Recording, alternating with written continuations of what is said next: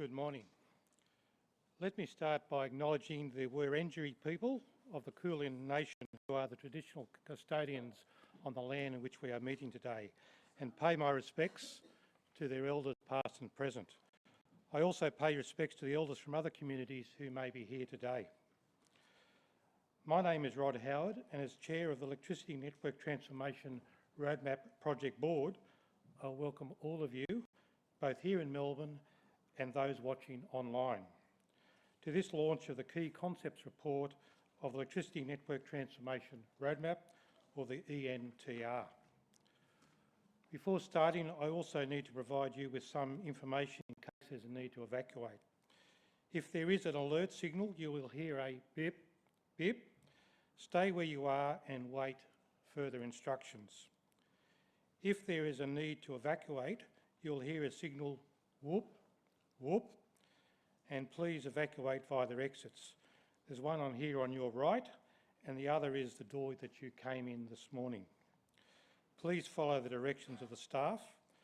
The assembly areas are across the road within the RMIT and the Old Melbourne Jail. The response to today's event has exceeded expectations. We were oversubscribed for this auditorium, and we have a significant number registered on the webinar. We have a diverse range of stakeholders in attendance, reflecting the commitment to secure a better energy transformation for Australian customers. From the outset, Energy Networks Australia and the CSIRO wanted to ensure that the ENTR program would be collaborative and co-designed. Therefore, it was vital to bring together stakeholders from across the electricity supply chain to inform a pathway for the electricity system over the next decade. Anyone following the media in the last 2 days, let alone the last 2 years, knows the changes in the electricity sector cannot be dictated by a single participant. It will require collaboration between all those involved in the market and include the expertise of world-class research and science. As part of the ENTR program, workshops were held involving hundreds of network industry staff and hundreds of stakeholders, including customers, consumer groups, industry, financial institutions, market participants, technology providers, regulators, market institutions and government. Many of them are here today. We thank you for your time, thought and expertise that has brought us to this stage in the process.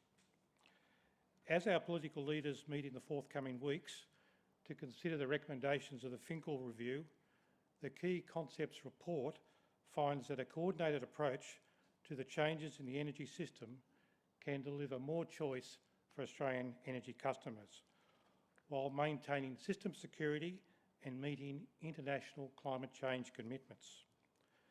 Today, John Bradley and Paul Graham will set out the report's findings and recommendations in detail.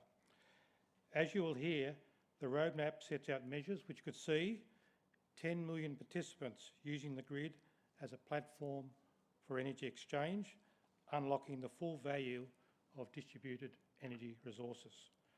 Customers saving $414 per year on average. Significant enhancements to economic productivity with the ability to save $101 billion in total system expenditure, and a zero net emissions future for the electricity sector, all by 2050. Events of the last few months have highlighted there are significant challenges in achieving consensus about the best solutions for Australia's electricity system. The roadmap provides a voice of optimism that there is scope for more consensus. We can harness the potential of customer-driven markets if our industry and governments are agile enough, if we have stable, outcomes-based policies which avoid picking winners, and if we provide incentives that reflect value. The transition can be navigated if we are guided by outcomes for customers. There is a clear window of opportunity to reshape our electricity system, but it will require early action. For us, today isn't the final part of the program. It begins a 2-month period of consultation with the final program report due to be released in March 2017. We thank you for your contribution to the roadmap process to date. We look forward to your feedback and working with you to deliver an electricity system that meets the expectations of our community. I would now like to introduce Peter Mayfield, who is the Director of CSIRO Energy, who will provide us with an insight into the journey that has brought us here today. Please welcome Peter.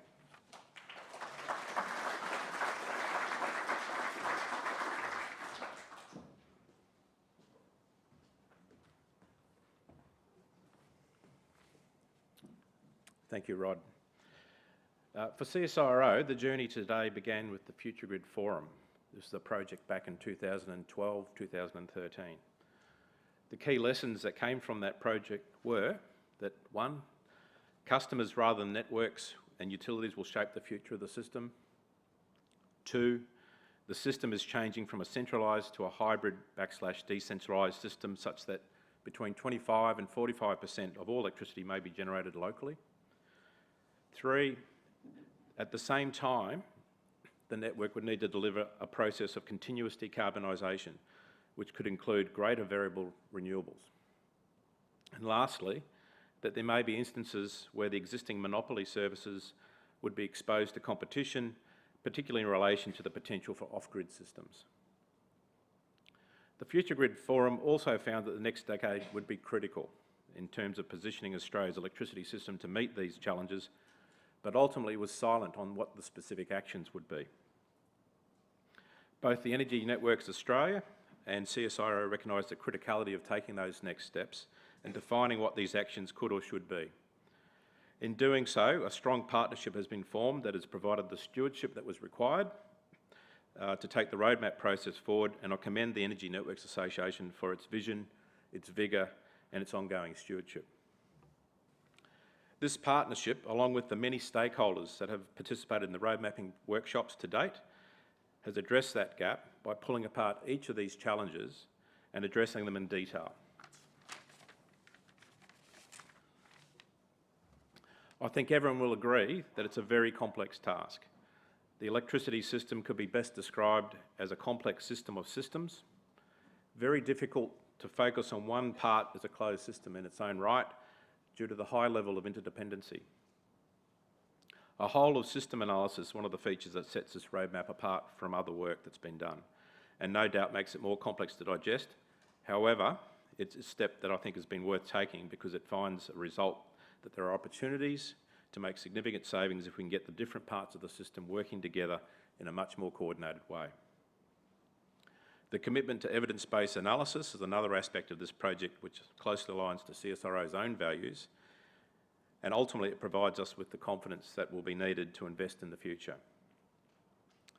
CSIRO has had a long interest in the potential for local electricity generation and demand management, and through projects and companies that have been created such as Building IQ and Evergen, we have been trying to demonstrate the way forward with those. For example, with Building IQ, we have looked at the next step in better understanding and managing HVAC load in commercial buildings in terms of achieving greater energy savings there. With Evergen, we've explored how to intelligently integrate rooftop PV and battery storage systems in the home environment. While we'll be using this roadmap to understand what new sets of technologies will be required in the next decade to support the new businesses and the better outcomes that we're looking for customers, we see it as a resource for the whole sector to navigate the next 10 years of transformation. With this consultation report, we'll make sure that we've got it right. So I encourage everyone to take part in the opportunities that will be presented over the coming months to provide feedback and input. Beyond that, I look forward to working with the sector as a whole to deliver the roadmap actions during the implementation phase. Lastly, I'd like to congratulate the project team on a job well done. It's been a very intense period over the last 2 years for them, and they've delivered a fantastic document, I think, that will show us the way forward. With that, I'd like to invite John Bradley to the stage to talk about the next level of detail on the roadmap.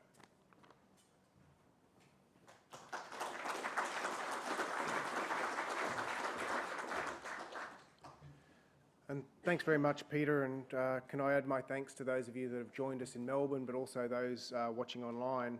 And Paul Graham and I will try and give you a bit of a sense, if you like, of the Roadmap Key Concepts Report, the key conclusions in relation to its measures, recommended measures and analysis.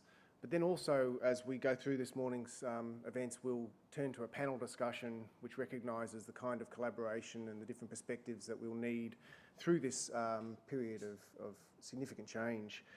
I'll just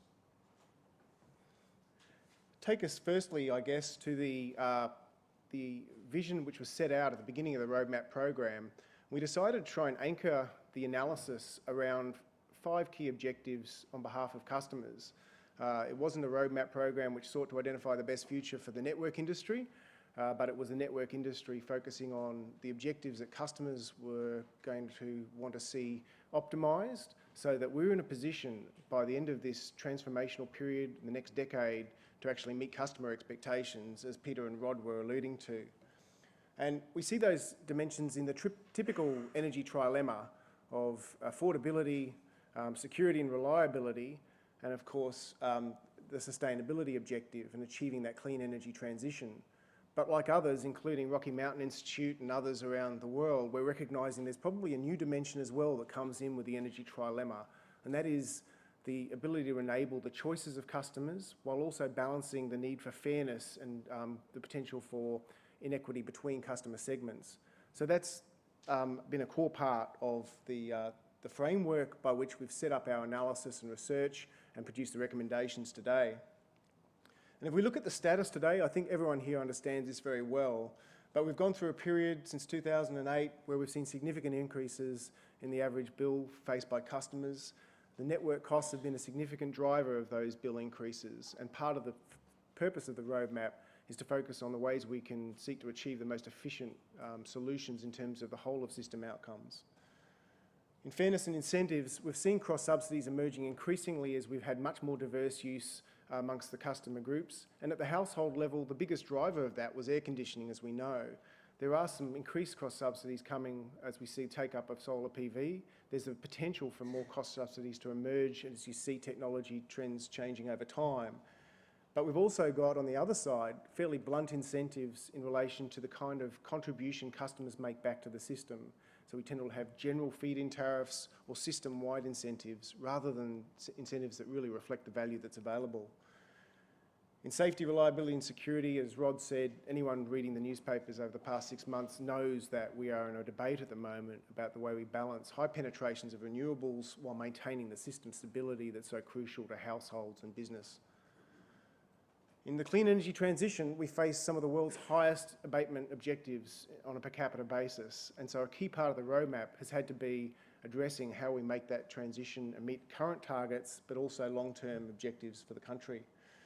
In terms of the customer dimension, I think we're all aware in this room that Australians are great leaders in terms of embracing and adopting new energy technology.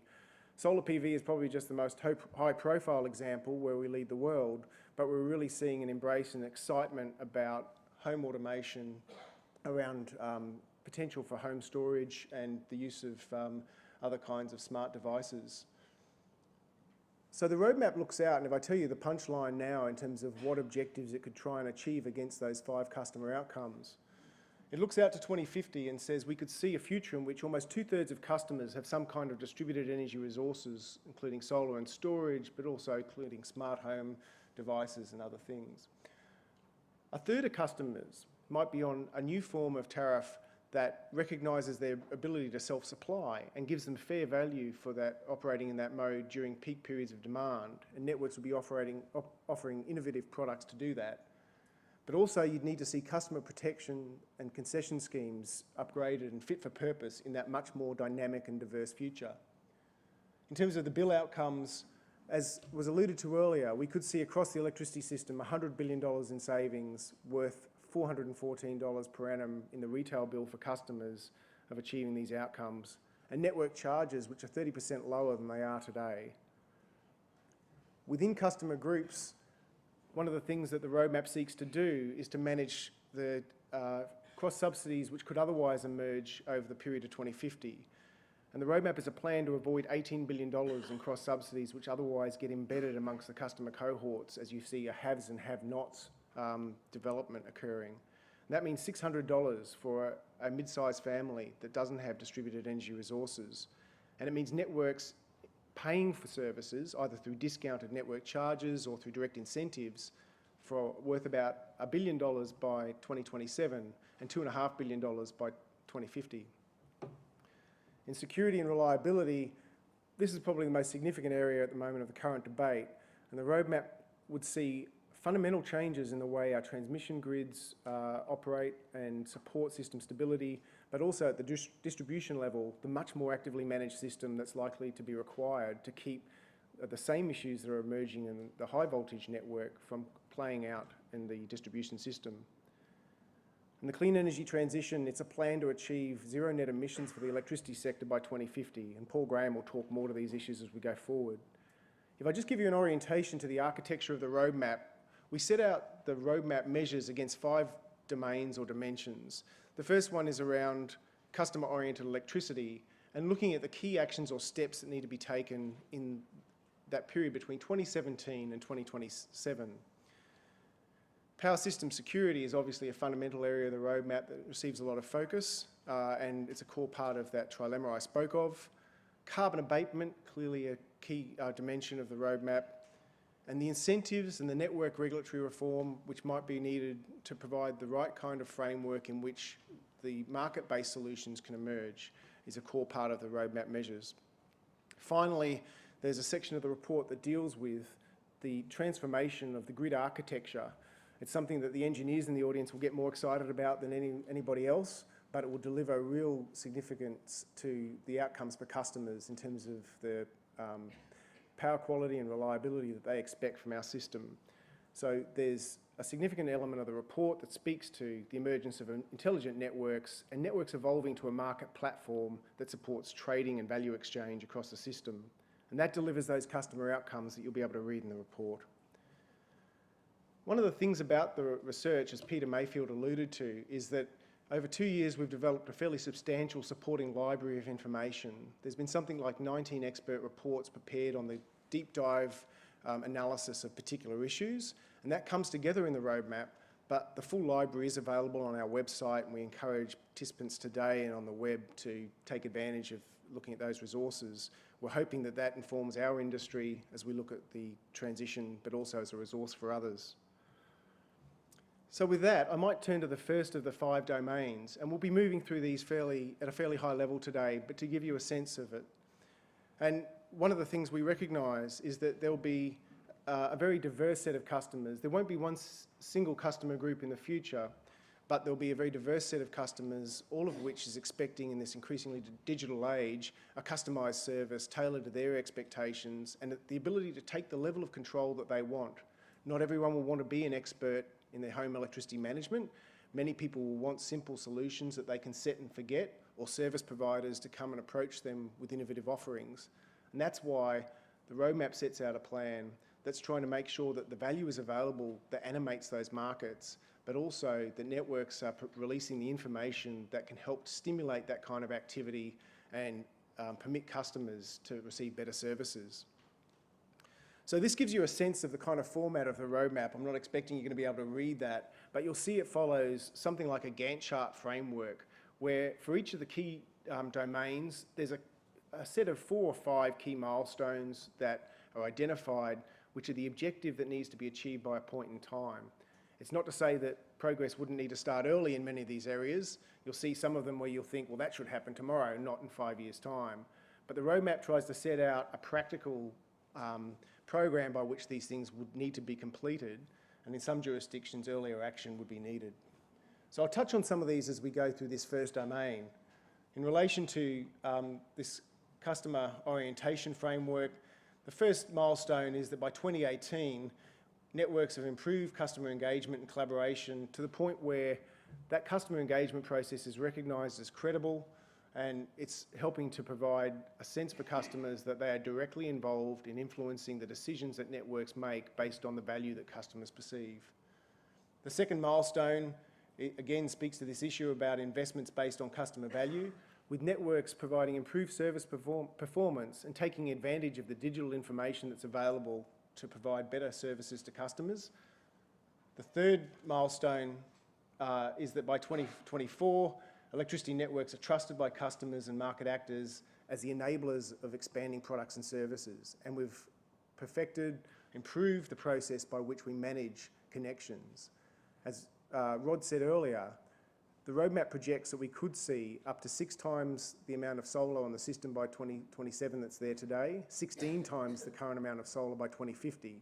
And so networks will have to, through this process, streamline and become very agile in the way we manage that connections process, but also we manage that in a way which doesn't impact on other customers in those parts of the network.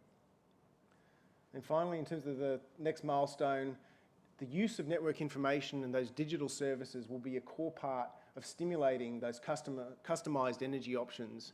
And we set an objective of really seeing a transformation in that use of information by 2027. One of the things we've done also around the customer protection and concession regime is build on the work and rely on the work that was done by the Power Transform project, which is a project that involved many people across the sector, but was led by Consumer Action Law Centre with support from Energy Consumers Australia. So you'll see a strong set of measures in there that speak to the issues that Power Transform program drew out under a very long period of study. That includes measures to introduce a clearer framework, if you like, for the authorisation of new service providers. We've got a framework at the moment where we see significant service providers going through an exemptions regime rather than having a fit-for-purpose regime. There's significant milestones in there that relate to the review of concession schemes and making sure they're fit for purpose. And we need to consider moving towards the percentage-based concession scheme that reflects customer use in an environment where people will be deciding their own energy solution profile. So that's a broad overview, if you like, of that customer orientation section.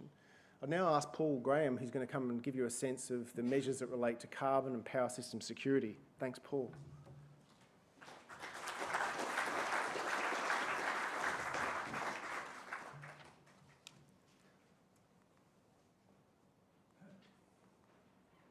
So, John introduced that the roadmap delivers a zero emissions electricity sector by 2050. And just to give you a bit of background about how we got there, obviously we have a target in Australia for emission reductions across the economy in 2030, but there's no real guide to what contribution the electricity sector will have to make to that target, and also where it'll need to go by 2050. And we do need to make the assumption in our work so that we understand what the electricity sector has to achieve. And we were talking to stakeholders, we had a lot of workshops, and we asked them this question: what should we be aiming for? And they were fairly unanimous that a zero emission sector by 2050 is where we should be going. I guess this is also consistent with some of the analysis that's come out from the Climate Change Authority this year on the electricity sector leading some of that abatement. And I think this really goes back to the fairly well established modelling result that the electricity sector is one of the sectors that will probably have to do more than its proportionate share in terms of Australia achieving its abatement. I guess it's also consistent with looking at the sort of 1.5 to 2 degrees type general commitment that's been made beyond 2030.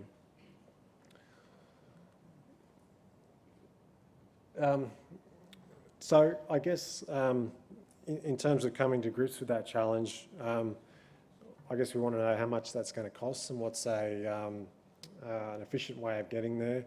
Also, what sort of technologies might be involved.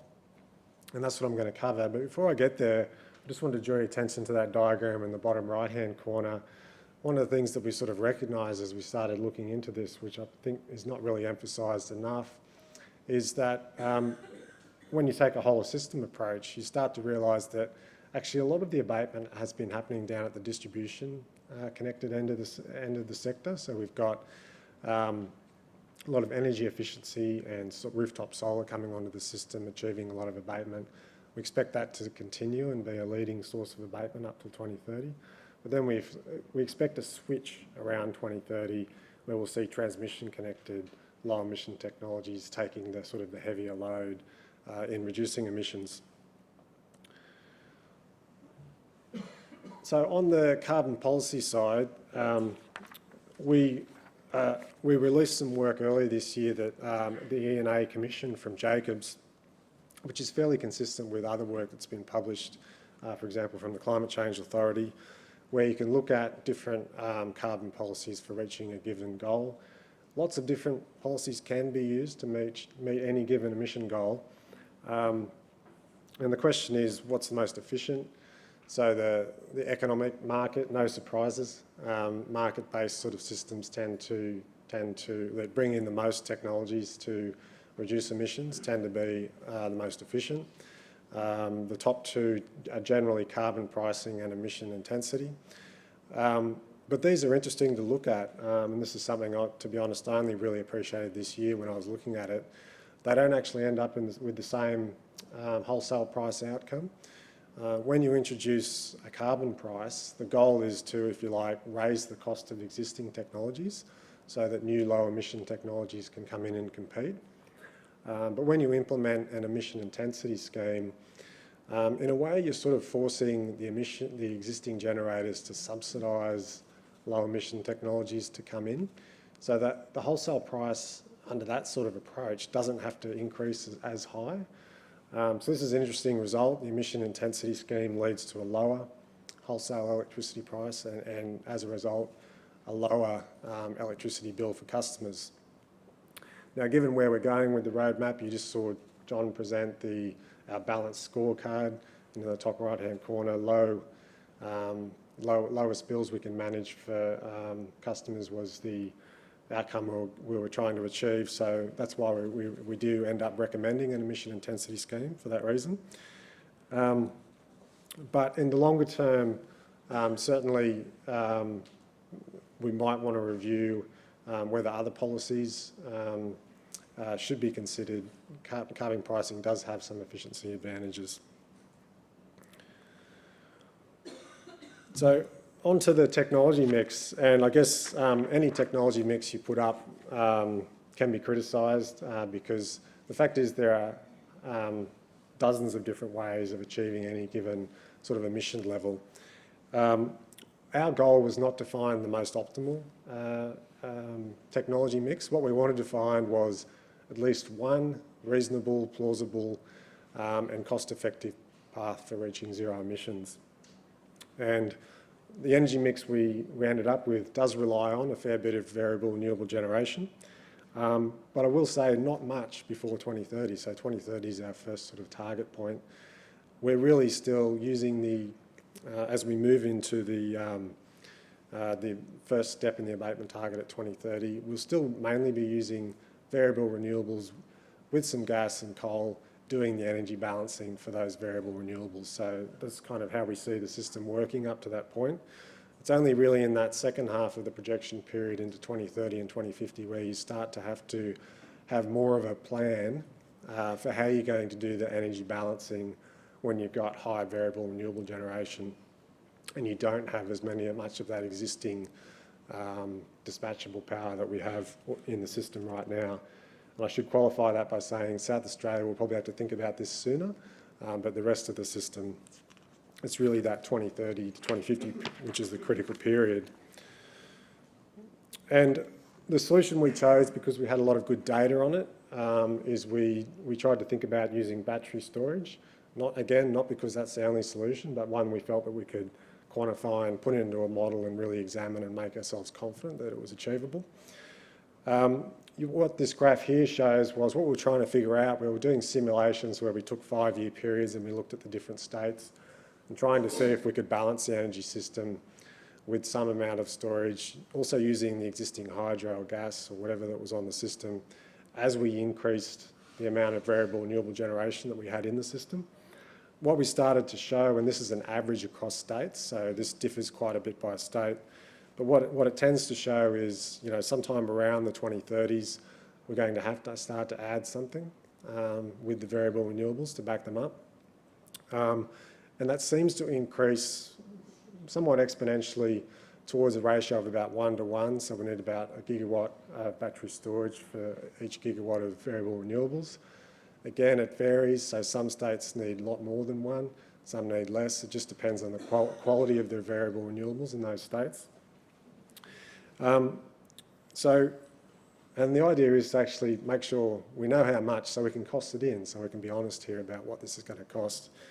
And it works out as you get towards that 2050 target, you're adding about $50 a megawatt hour of batteries to integrate variable renewable resources, which are maybe about $60 or $70. So you're ending up with a system that costs about $110 to $120 a megawatt hour. And I will also say that in some states, there is a point where you can take using batteries too far. Batteries seem to be useful within that range of maybe 3 hours to half a day. Beyond that, it would make much more sense to use something else with a long storage capability, like pump hydro or biogas or something else. So we don't use batteries exclusively, but they seemed a reasonable option.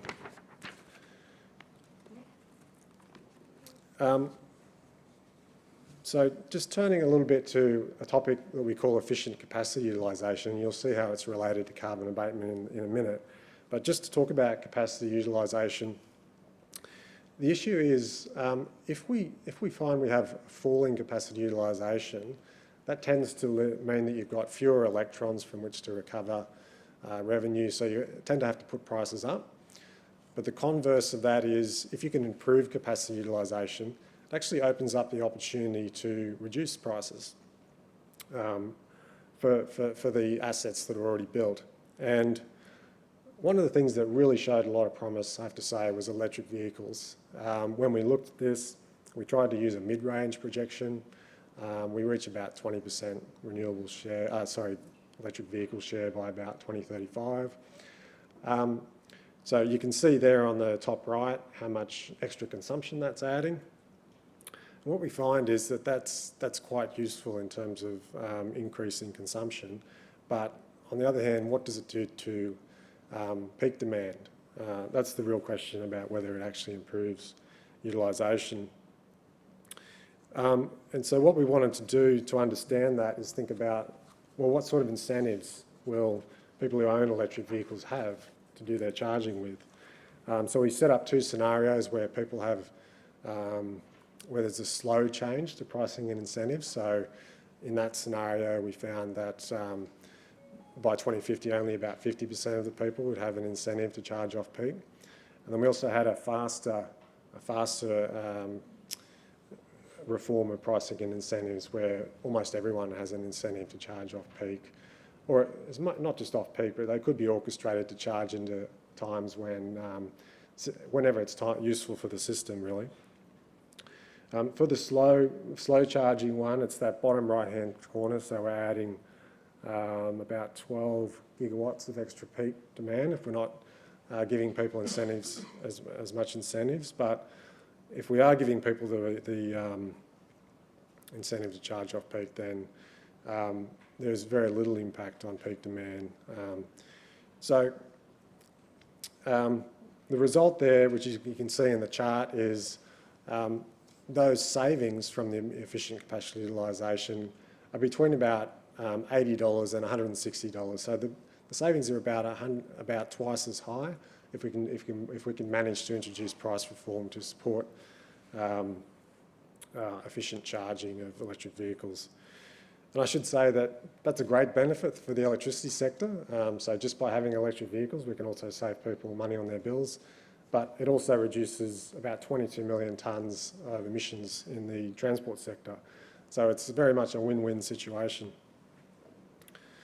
So just summarising on carbon abatement, given the analysis that we've done there on carbon policies and looking at those outcomes on electric vehicles, we're suggesting if you're going to start with a carbon policy, emission intensity seems to have the best outcomes for customers. So that would be a recommended place to start. There also would be some benefits from introducing a light vehicle emissions standard to support electric vehicles in a relatively low-cost way.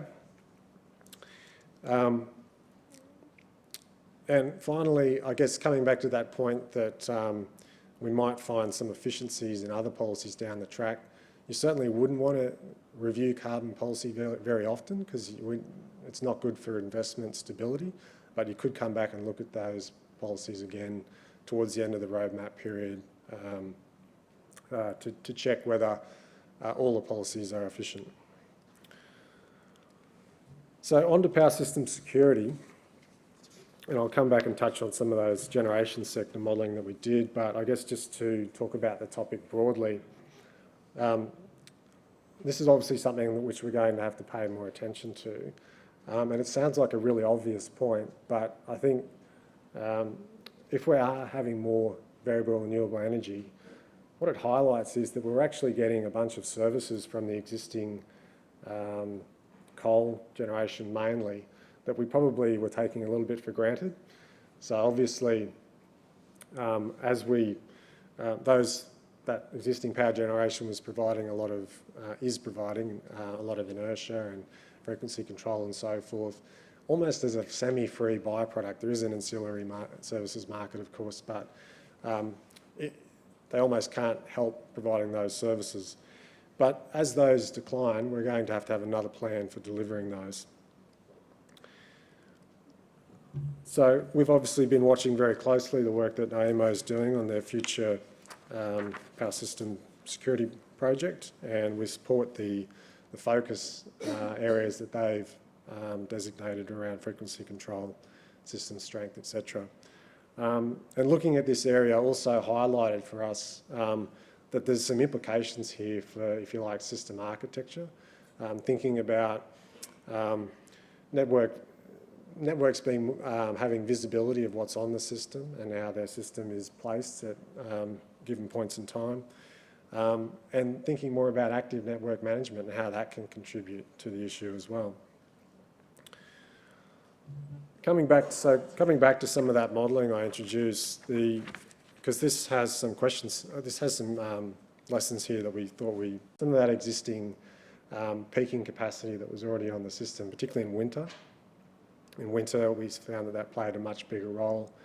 So actually, not over a single year, not even over a single week, would you rely on one solution for doing energy balancing. It needs to be a combination of solutions. We think that's a really important point because often the discussion tends to head in one direction. Some other things which we talk about in the report but didn't model in as much detail, obviously state interconnectors and transmission strengthening, other low emission solutions like gas with carbon capture and storage, solar thermal, pumped hydro. All of these things should be in the mix and should be considered. And of course, that's just covering the energy balancing question. There's a whole other question about power quality, and there's a long list of technologies in that space as well. Synchronous condensers, advanced inverters, all of these need to be part of the solution. So just summing up on power system security, the key actions I want to highlight are that I think there isn't a question now about when we look at transmission interconnections, are the tests kind of up to date with the sort of electricity system that we're heading towards? I think that's worth looking at. We're probably needing to think about whether our forecasting is covering the full range of possible outcomes. And as those ancillary services become more valued because they're more scarce over time, are we comfortable that we've got the right incentives in place to bring those forward? And that's the next 5 years. We think that the following 5 years after that, there's an opportunity for distribution networks to really do the work in understanding and the visibility of what's on their system and how they can orchestrate it, potentially for their own stability around voltage control, but also feeding up some of those resources that are on the system to help balance the wholesale sector as well. With that, I'll hand back to John to cover the incentives and network regulation.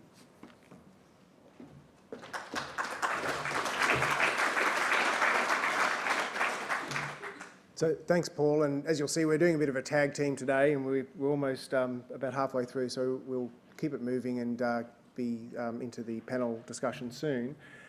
This section around incentives and networks regulation, as we alluded to earlier, is really one of the key drivers of the transformation, and a smart transformation rather than a dumb transformation, if you like.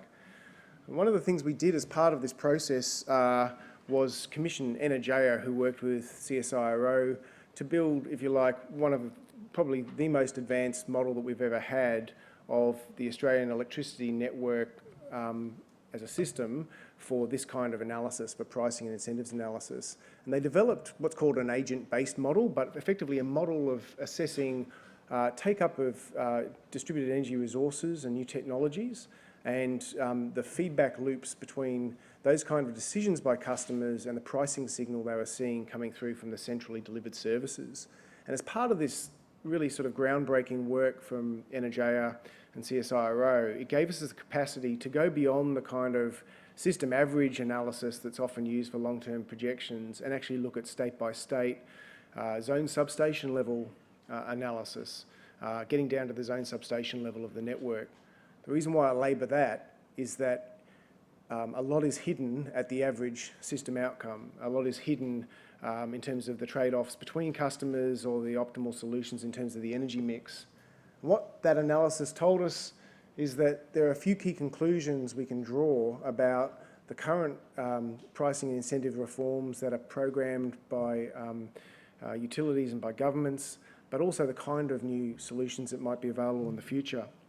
So the first lesson out of that analysis was that if we continue to rely on opt-in frameworks for customers to take up these cost-reflective tariffs that most networks are introducing, which are usually based on a demand-based tariff, then we simply won't make the transition, and we certainly won't make it in a timely way.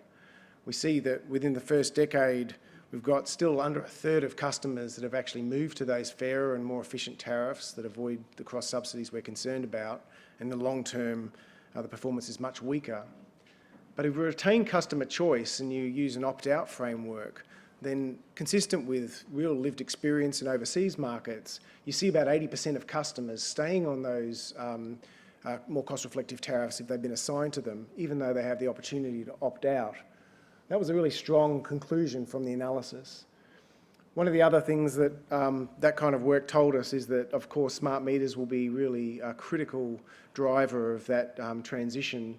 There will be significant uptake of smart meters being driven in by the new and replacement policies that were recently put in place, or by technology adoption, where a customer installing solar or storage gets the smart meter as part of that service.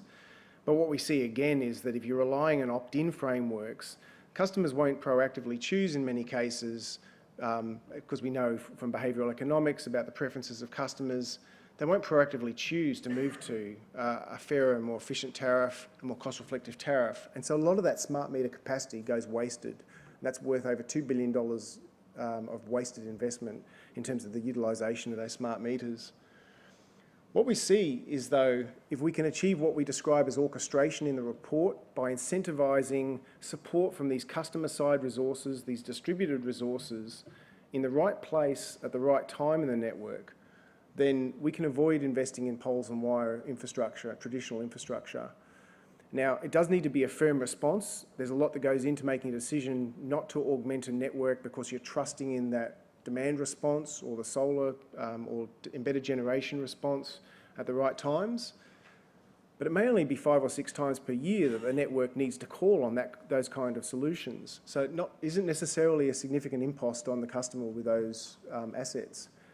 What the analysis tells us is that if you've got that ability to orchestrate that massive fleet of new resources, then that could save or avoid $16 billion over the period in network infrastructure investment, as well as helping to manage grid security and grid stability. You can see for yourself in that chart what that means in terms of the avoided non-coincident peak demand, the demand pressure on the network that forces the new investment. But it's a very significantly different relationship between networks and the customers. It might emerge through networks having direct relationships with customers, as we have for a long time with off-peak hot water systems in Queensland and New South Wales, where you've got load control being signalled. It could be through South Australian Power Networks and their use of battery storages behind the meter, where they're then giving the customer a discounted battery, but being able to call on that 5 or 6 times per year in order to help keep the system stable and avoid that investment. But it could also occur through aggregators and through retailers that are building virtual power stations, selling network support services back to the grid. It doesn't always need to be an asset too. We know that networks and others are offering critical peak pricing programs. That could be something which plays out in particular locations of the network at the right place at the right time. There's one other thing I'd like to highlight, which is the call for flexibility in the use of microgrids and standalone power systems that comes through the analysis. We used an Energeo again to assess the scope for microgrids and the scope to avoid less efficient investment in poles and wires. And it told us that there's about 27,000 farm connections that were likely under current frameworks because of the obligation to connect with a traditional pole and wire service. But they'd be better provided with a standalone power system that's likely to be more reliable and secure, as well as a lesser cost outcome.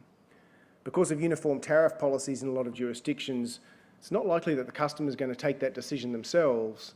And so we need to ensure we've got the regulatory flexibility for those kind of solutions to be brought into the mix, unless we're in a situation where those kind of cross-subsidies or uniform tariff frameworks are somehow made contestable.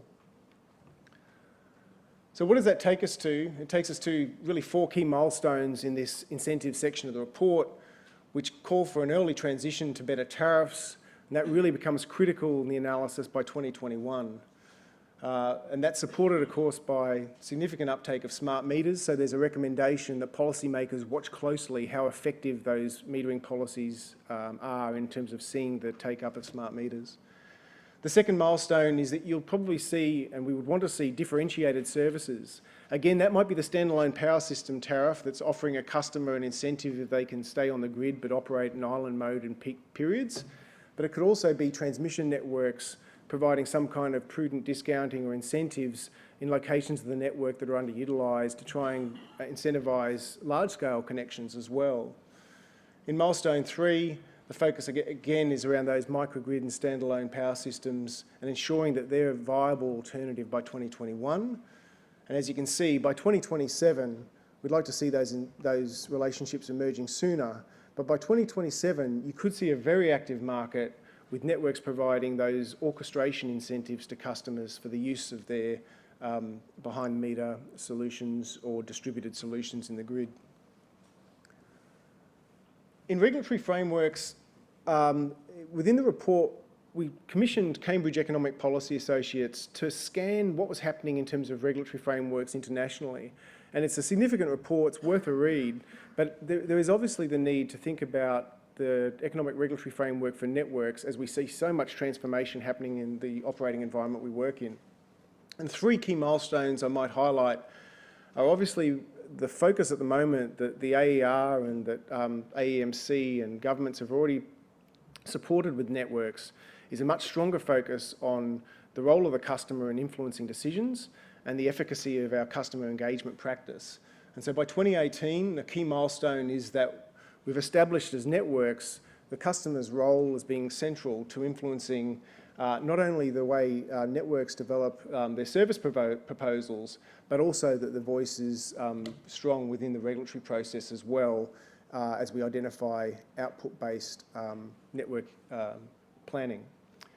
In milestone 2, there's a suggestion there that comes through strongly from looking at overseas markets that in this much more diverse system that we're seeing, there's benefit for networks in being indifferent to whether or not they're delivering their service through traditional capital expenditure style investments or through operating expenditure, buying services back or alternative solutions back from other parties.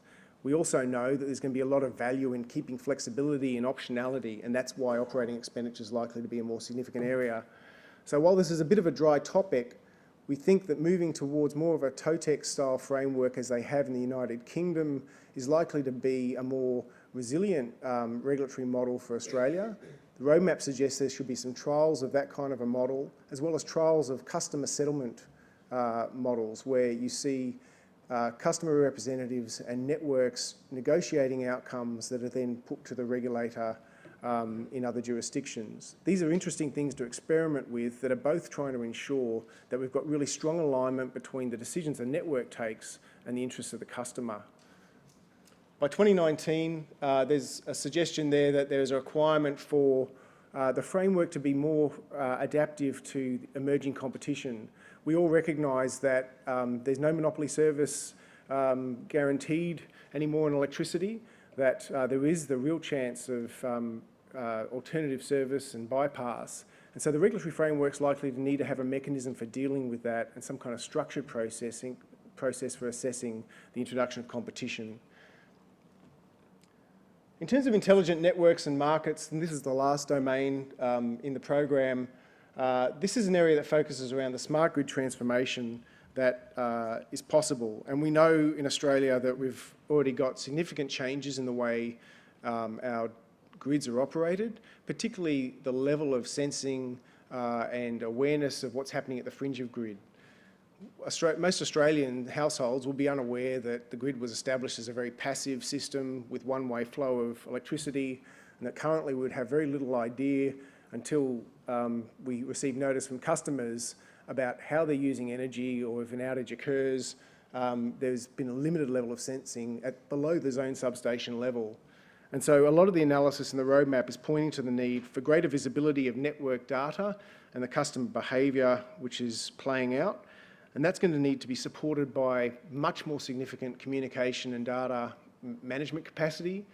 Edge of grid computing is the phrase that's used, but a significant change in managing data across the system. We will have the potential to establish better sensing and have all of these data points. One of the key capabilities for the grid of the future will actually being able to have the analytical capability, the grid intelligence, to make sense of all of that. And not all of that processing will happen back in head office. A lot of the management of the system, the management of stability will be happening at the fringe of grid in edge computing. So these kind of smart solutions will be a key part of managing the grid in the future. One of the key themes in the roadmap is also establishing open standards that allow interoperability and communication with all of these millions of distributed devices. I mentioned earlier we could see 10 million customers with some kind of distributed devices. We're already seeing strong penetration of smart inverters and the Internet of Things. And so as part of that model, the roadmap supports the development of standards which, rather than proprietary standards, are focused on open communication so we can get the full benefit and the full utilisation of those distributed resources. Cybersecurity is a key issue when you start seeing a much more distributed grid. We've got a challenge already in managing the security of our network operations and our SCADA systems, which everyone is very focused on.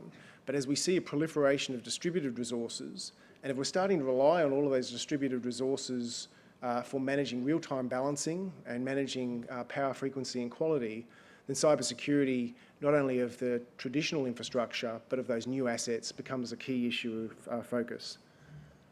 So that takes you to these kind of milestones in the roadmap, which have got some detail underneath them, but those communication protocols I spoke about, much more advanced network planning models and evaluation methods so we can offer customers the incentives at the right location in the network, a distributed grid intelligence and control architecture that allows us to actively manage that distribution network, and advanced network operations, including providing that visibility about those resources back to the market operator, AEMO. The last slide before we close on this part of the presentation is really one which talks about the transition that you're likely to see as you see much higher penetrations of distributed energy resources.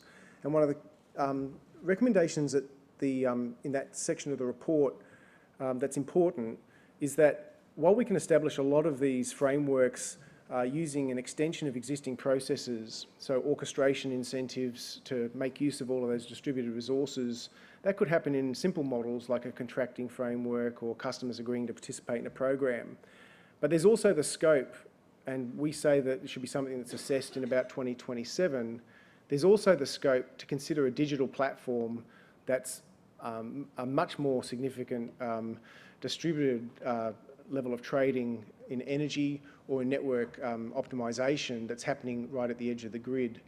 New York Rev and other jurisdictions are looking at the scope for these kind of distributed energy markets and using digital platforms. And it is one of the things that we recommend be assessed as an opportunity at that period around 2027. Once we've established, if you like, the kind of extension of existing services that we can leverage today. So with that, I'll just touch on the fact that we won't cover in any detail the technical enablers, but look, if you're interested in these issues at the roadmap, look at the work we've done with Standards Australia that's in the report around prioritisation of those areas where standards are most critical, and certainly around communication with the distributed energy resources and cybersecurity. There is a real issue around prioritising some work in standards there. But also there's a section on future workforce requirements, and when you think about how much change we will see in our network sector, when you think about the age profile of our network employees today and that expertise that's there today, we will see significant changes required, and a lot of our network businesses are looking at these issues as part of their workforce planning, as you'd expect. At that point, I'll hand back to Paul. You'll be pleased to know Paul's just going to give you a summary of program evaluation and benefits, and then we'll let you have a cup of coffee. Thanks, Paul.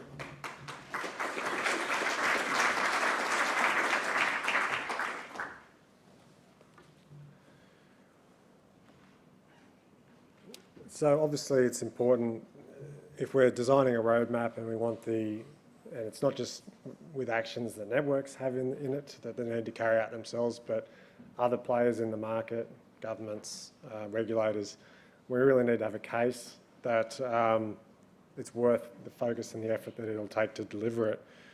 So from our perspective, we decided to come up with, if you like, a counterfactual case and a roadmap case so we could understand what was the choice in front of us.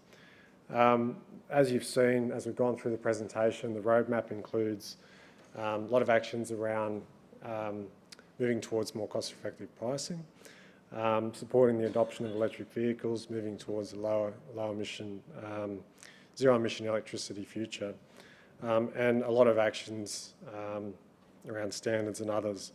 And the counterfactual to that is more or less the sort of business as usual approach to pricing reform, not supporting those actions and just doing the sort of bare minimum on reaching our climate targets.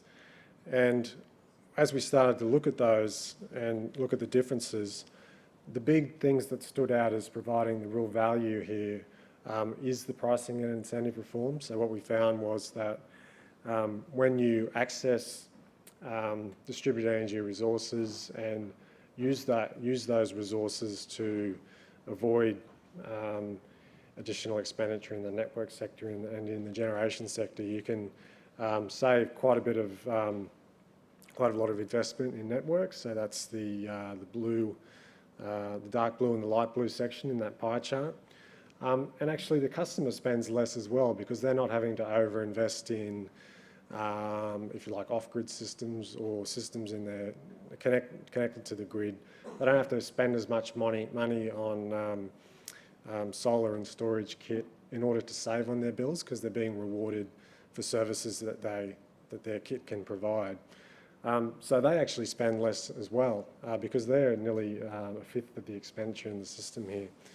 So that's where the big savings are. We save, actually, when you add it up, it's quite a lot. It's $100 billion by 2050 in cumulative terms, in real terms. And that's what delivers this $400 per annum saving by 2050 when those savings are spread out and given back to customers as reduced costs. Now that's the savings for the average customer, but of course there's no such thing as an average customer.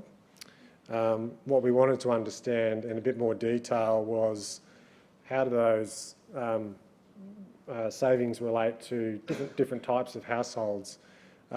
These are households that we actually included in the modelling. They're sitting in there, and that's why we chose them. But what we wanted to understand was, and these are household bills in 2050 in the counterfactual and the roadmap.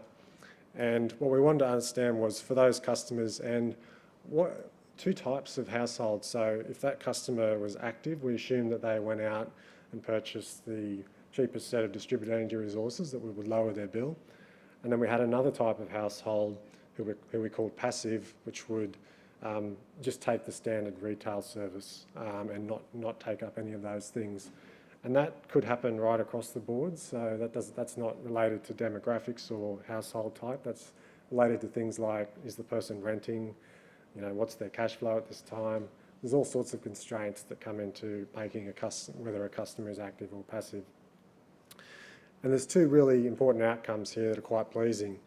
The first one is that the roadmap lowers your bill in relative terms, relative to the counterfactual, whether you're an active or a passive customer. So the benefits are spread across everyone, not just the people who have the opportunity to take up distributed energy. The second thing is, it is definitely worthwhile in a 2050 world to take up those technologies. You do get a lower bill. But if you can't, the gap, what we're calling the gap here, or the cross-subsidy if you like, the gap between active and passive customers narrows as well. So we're looking at a fairer system, I guess, in those terms. So that's another great outcome. So just to get us to the point where we wrap up, and we're going to have time for a few questions before we go to morning tea. So obviously we've done the public launch today, but it's the key concepts report. It's not the final report. We'd like to get your feedback, and there's processes that we'll be putting in place, and there's and you can see on the inside cover of or the back cover of the report how you can contact us. Obviously, we've timed this unashamedly to have an input to the current discussions. Obviously, there's the Finkel review, and we've got the COAG meeting in the next couple of weeks, so we're happy to provide input. Hopefully, this is a useful input to those discussions. So written feedback via the email address is requested by about mid-February. So you might have a bit of time before you come back from the Christmas break to reconnect with it. And we'll also be holding some full workshops where we can have a sort of a longer face-to-face discussion with people who can make those events.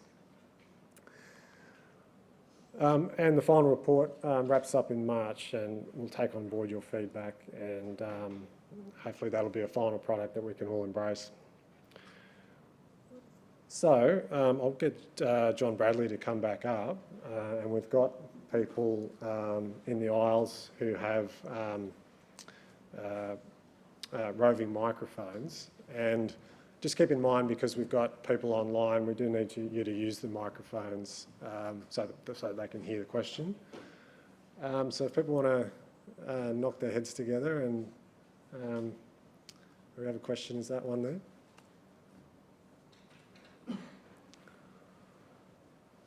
Thanks, Ben Potter from the Australian Financial Review. I'm just reading your report, a little bit unclear about how you plan to adjust the tariffs as between non-solar and solar households. It seems as though, on the one hand, you obviously have to hit them harder for network charges, and on the other hand, you're offering to give them something back if they supply power at peak times in order to shave peaks in the network and make the grid as a whole more resilient, and to do so with some overarching software. But I guess the comment that has been put to me from Bruce Mountain, who's been looking very closely at this sector, is that ultimately the software of the guy, people like Reposit and Redback and others, ultimately the software will outsmart a grid which has to have a set of tariffs that are defined in a legislation or regulation or something and are out there, and they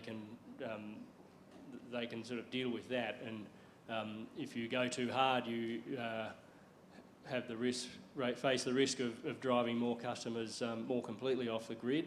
And if it's just sitting there as a sitting duck, then they've got the greater agility than the network operators. So I'm just wondering how you reckon you can sort of deal with that part of the problem. Yeah, that's a great question, and we work through all those sorts of issues because there's some really interesting dynamics here. Just to start at the beginning, the tariff recommendation is really to start as a foundation with a maximum demand tariff, so that people actually have some sort of signal that lets them know when you draw power into the peak, that is having an extra cost on the system. But we certainly don't think that that's a full stop on options and pricing reform. There certainly is, particularly with batteries, and I think that's the really interesting one. There are situations where if we're not smart enough about how we design tariffs, then you can get things like reverse peaks, so batteries charging just before a peak period and creating a reverse peak before that. We saw those types of things when we were doing simulations, so there is a lot more to tariff design than the sort of fairly simple things that get talked about. And I guess we also want to stress that there's lots of different ways to try and orchestrate distributed energy resources.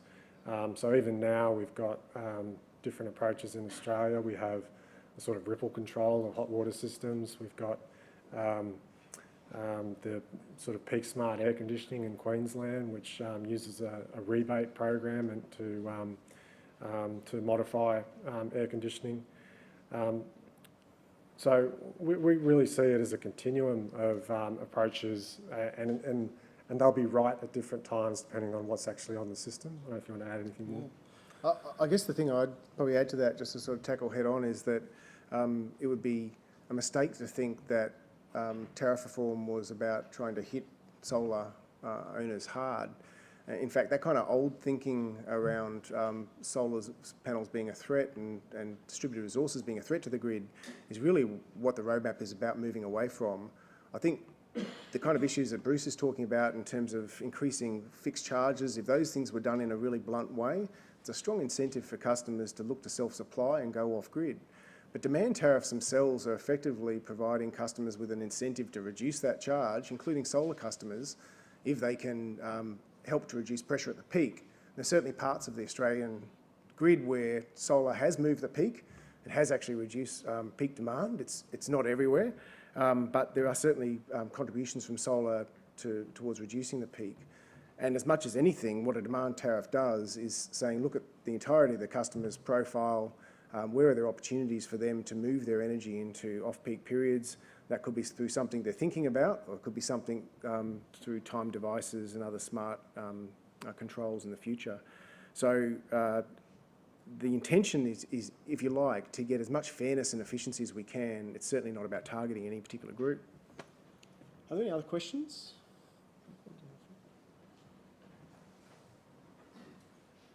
Hi there. I'm Melanie Burton. I'm from Reuters. One of the questions we had, thanks for your presentation today, one of the questions that we had was how do the findings from that roadmap, what might that suggest about energy balancing and power security in the near term, so in the next 1 or 2 years for South Australia in particular? Obviously we've got this issue with a hotter summer expected, potentially than other years. So what findings would you take, or potentially suggestions would you make?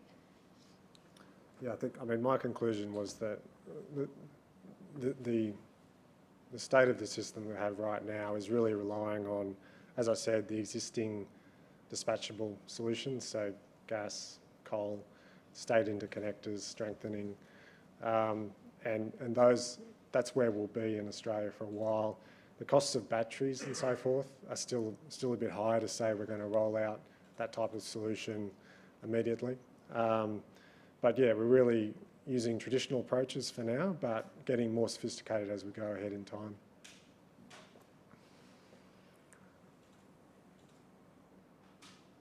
Any other queries?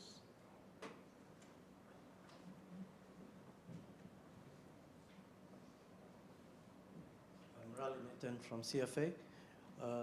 In terms of the technology that was discussed, I noticed that there was no reference to concentrated solar thermal as a dispatchable power source. and that's becoming quite prevalent in Europe and the US, in California particularly. How far are we from that, and why isn't that being considered? I wholeheartedly support solar thermal with storage, obviously, because that gives you the length of time to be essentially dispatchable for a good 12, 15 hours. We chose batteries plus variable renewables because we just had better data on it, to be honest.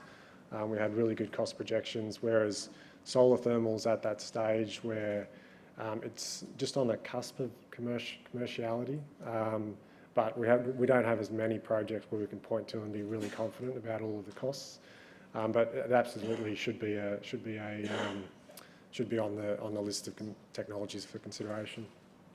I think probably the other thing just to add to that is within the roadmap, when we're looking at the kind of market reforms that are proposed, the real recommendation is to allow that technology competition to occur, which goes to the balancing challenge that Reuters were asking about before. While we can see there is a plausible path towards zero net emissions by 2050 as per the roadmap scenario, if you've got a technology neutral framework that allows other technologies to compete in that process, there's no reason to pick a winner now, and all power to concentrated solar thermal storage if it can compete in that market. So Harry Kohler. There's been a lot of talk in the press about this interconnector from New South Wales and South Australia. There's an article this week saying tear up the rule book, build it quickly.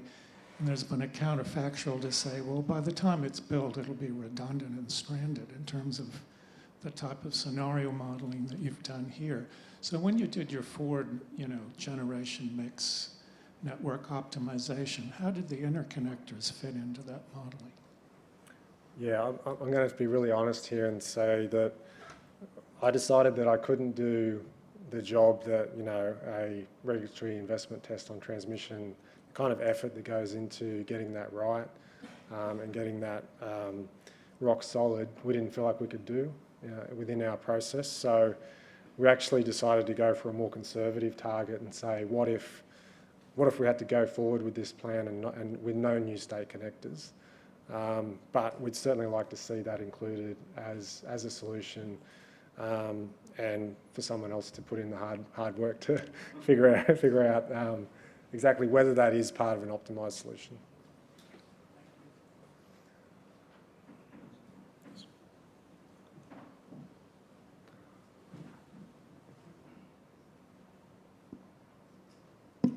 Hi, Louis-Marie Jacquelin from ENEA, Australia. In the mix that you propose for 2050, the role of the gas is quite thin. So two questions. One, what's the view of the ENA members from the gas industry on that? And second, a lot of work has been done in Europe to find a role in the energy transition from gas players and actually help the electricity sector through power to gas, for instance. And so how does that fit into your scenarios? Yeah, thanks. I might take first crack at that, but then Paul, feel free to add your views around those issues. But in terms of the kind of ENA membership, we represent electricity networks and gas networks, and that's one of the reasons why, when we approach this process, we wanted to put such an emphasis on technology neutral approaches. It's one of the reasons why we say, although we've had to develop a kind of underlying scenario based on the known technologies today and the best estimate of the competitive cost of those technologies, the framework shouldn't presuppose that as the only model going forward.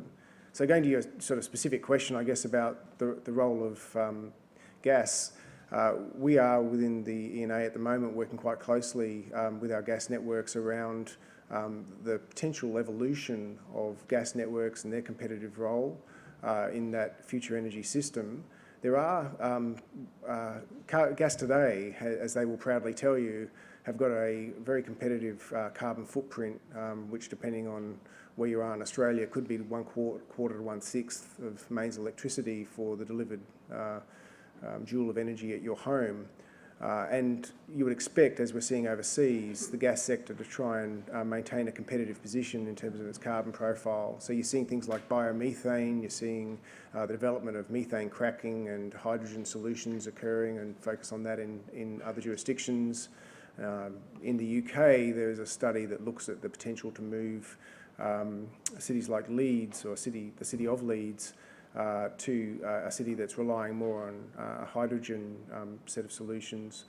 In terms of the role of gas and gas networks in an electricity mix, there's also the role of power-to-gas technology, which could convert surplus renewable energy power and store it in the gas network. So again, there's a really vibrant technology competition playing out, and we don't want to presuppose how that will work itself out over the next 10 years, and that's the reason why we're favouring technology-neutral market frameworks. We've probably got time for just one more question, and then we'll break for morning tea. Stuart, this is... Thanks very much for the presentation. Sangeetha Chandrasekharan from the University of Melbourne. A lot of what you've presented seems to really depend on the maturity of retail markets and retail market competition, and also on a kind of metering rollouts to enable the kind of cost-reflective pricing that you're talking about. And clearly there's a high degree of variation between states in this. So I was wondering if you could just speak to the variability across states in retail market competition and how you see that influencing the kind of achievement of goals that the roadmap has. So I guess a brief response, and then I'll leave time for Paul to offer a more intelligent one. So the way what's coming through when we look at this pricing incentives analysis is that we're seeing, on the one hand, the need for stronger signals around the network costs and the reflectivity of the network costs to reward smart solutions on the customer side, whether it's something the customer thinks about or not. But we also know that retailers are favouring simplicity in what they're offering to customers, and many retailers are offering products that have a stable bill profile rather than one that changes, because that's attractive to customers. That's probably one of the key reasons why we place so much emphasis on this issue around the orchestration of distributed energy resources. And whether that's something that happens through a direct network relationship like hot water in Queensland or batteries in South Australia, or whether it happens through aggregators using their fleet of distributed resources, it's probably likely that we're going to need to see those kind of services being commissioned directly, because relying on retailers to pass through a network signal that the customer then may or may not respond to in terms of their behaviour is probably got some risk associated with it, given the kind of dynamics of retail markets. A lot of that requires enabling by smart meter penetration, which is why we've recommended it be monitored. Do you want to add anything to that, Paul? Probably just to echo that the state results are quite diverse, but it's kind of I think it's a restriction that we'd be here talking for another 2 hours if we tried to pull apart everything that goes on. Clearly there are states and regions within states where there's very high solar penetration at the moment, and you might expect that could be also a hotspot for storage adoption later. There would be benefits in potentially targeting some of those areas more quickly. And some networks will move faster than others and already have programs to access some of those distributed energy resources. So it's a great reminder to say that this is going to be a case of we've set out national goals, but different states will move at different times, will be ahead or behind of each other. All right. If it suits everybody there, we might close for that part of the session. We'll be back with a fantastic panel who've really kindly agreed to give us their time. We'll firstly have an address by Steve Graham, one of the board members of Energy Consumers Australia, after the tea and coffee break. And then we'll have a panel including Gavin Dufty from St Vincent de Paul, David Swift from AEMO, Merrin York from Powerlink, and who have I forgotten? Brain fade. Glenn Platt from CSIRO, and last but definitely not least, Luke Osborne from Reposit, who can answer some of those questions about how Reposit would face up to this market too. So join us after the break. For those of you that are online with a webinar, make yourself a cup of tea or coffee and check your email. We'll be back soon. Thank you.